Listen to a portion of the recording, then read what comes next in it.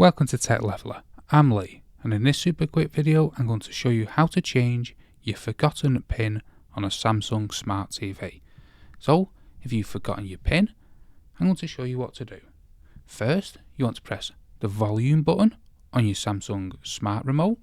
So, if you have this remote here, you want to press it down, not up, not down, inwards. So press that button inwards like that.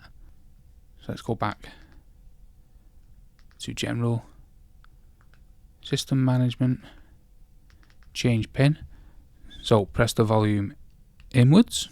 So now you want to press volume up, return, volume down, return, volume up, and return. Now when we go back to General, System Management, Change PIN, it should be the default 0000. There we go. Oops. Now we can change the PIN to whatever we want. So that's how to change your forgotten PIN on your Samsung Smart TV.